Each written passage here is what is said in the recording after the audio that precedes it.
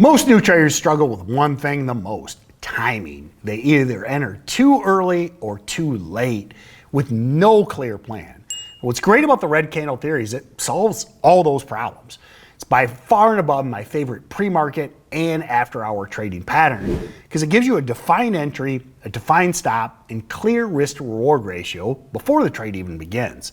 So today I'm breaking it down step by step so you can see how structure removes emotion from your trading decisions. So first, you want what we're looking at right here. We actually had an amazing RCT today. You want a strong move right out of the gate. So we're going over OLB today. You can see up until about 8:30 a.m., stock was just flatline, not doing a whole lot, just chopping around, okay? Then spiked straight vertical, going from 49 cents to actually over $1. Massive initial move. Where most people screw up is they chase that first big move. They get FOMO, they pile in, and look at what the stock did after that. Faded all the way down, all the way back to 60 cents. So you would have gotten stopped out. I mean, there's no way you would have held from $1 to 60 cents unless you're crazy. Or if you did hold, like you would have been in an emotional roller coaster looking at a massive loss. I'd just say avoid it. Now, what I want you to focus on is these two purple lines that I've got mapped out that are the RCT.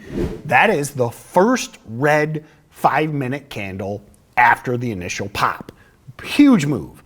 Then you've got the top and bottom of that candle at 109 by 93 cents. Now, I'll come back to that.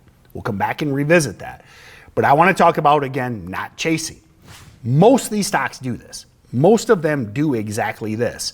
Spike up big, fade away, and never bounce. A lot of you actually let me know in the comments.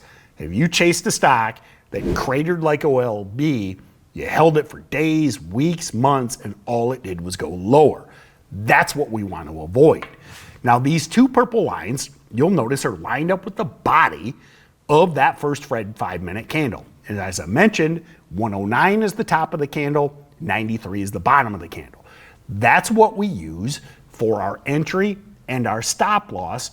Now we can write a trade plan, we can be prepared for the trade in advance, and know exactly where to stop out.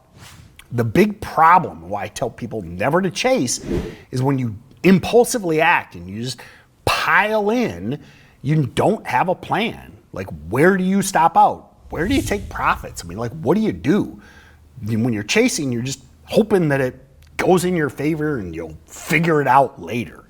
What this does is allows us to know when to buy and when to sell. So if you notice, it took all the way till about noon for OLB to break the top of that first red 5-minute candle, 109. That's where you buy this pattern. Now, let's focus on the downside risk. You always have to consider your downside risk, what your loss is, what your downside is, and when to move on from the trade.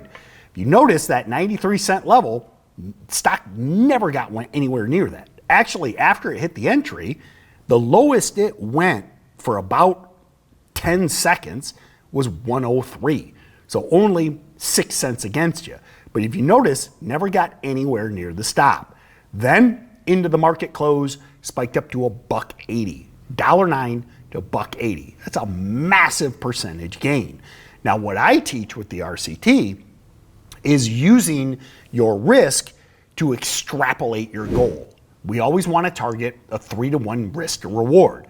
So in this instance, we had, let's say the trade didn't work. You bought at 109, you sold at 93 cents. That would be 16 cents of risk.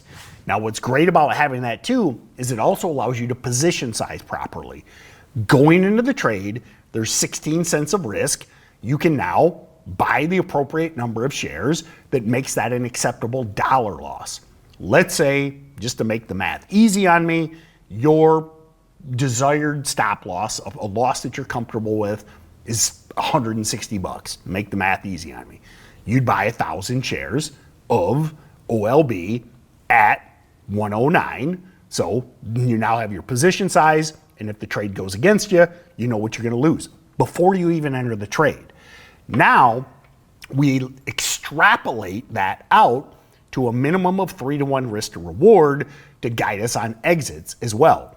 So in that instance, we'd have 48 cents for our initial sell point for a profit target. So now you can see that that'd be 157 on the stock price. It hit that at about 2 p.m. So about a 2-hour trade, 3-to-1 risk to reward. That's how you get consistently profitable over time, okay? Small losses, outsized gains. Now in this instance, the reason I mention an initial sell point, with a small account, I usually just tell people, just take the gains, move on to the next trade.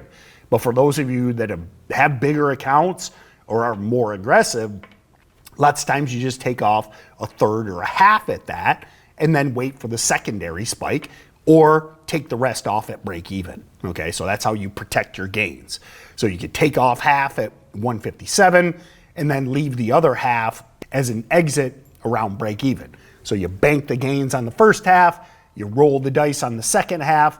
Worst case scenario, that second half just becomes a scratch. Now, had you held a second half on OLB, it went to 180, okay? Massive gain. Once it put in that kind of fade right here, you'd cut the rest, you'd end up with a massive percent gain. So that is why I absolutely love the RCT pattern.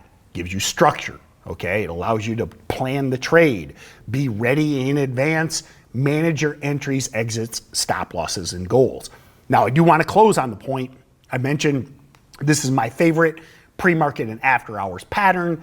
That is primarily because in pre-market and after hours, there's no volatility halts. So a lot of these stocks during the market day, 9:30 to 4, they'll never make that parabolic move. They'll halt first. What I love about pre-market and after hours is stocks can trade freely.